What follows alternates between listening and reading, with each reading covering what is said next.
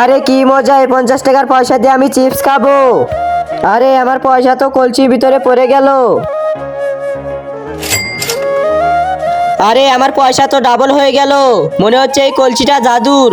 আচ্ছা অন্য কিছু দিয়ে দেখি, এই পাথরটা দিয়ে দেখি। আরে পাথরও তো দুটা হয়ে গেল, এখন তো মনে হচ্ছে সত্যি এটা জাদুর। স্কুলে নিয়ে যাই, পরে দেখবো। আরে বন্ধুরা তোমাদের একটা জিনিস দেখাচ্ছি, এটা দেখো জাদুর কলস। আরে কি বলো? আরে হ্যাঁ, এটার ভিতর কোনো কিছু দিলে না ডাবল হয়ে যায়।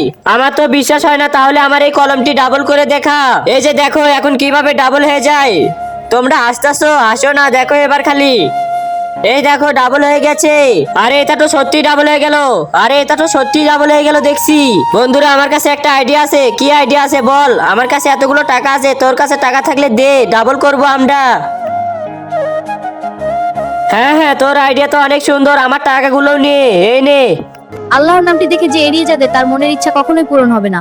তাই আল্লাহর এই নামটির জন্য একটি লাইক এবং সাবস্ক্রাইব করে যাও। এখন তো আমরা বড় লোক হয়ে যাবো, শুধু টাকা আর টাকা। বন্ধুরা তোমরা যদি জানতে চাও টাকা ডাবল হলো কিনা, তাহলে ভিডিওতে লাইক করে কমেন্টে বলে যাও।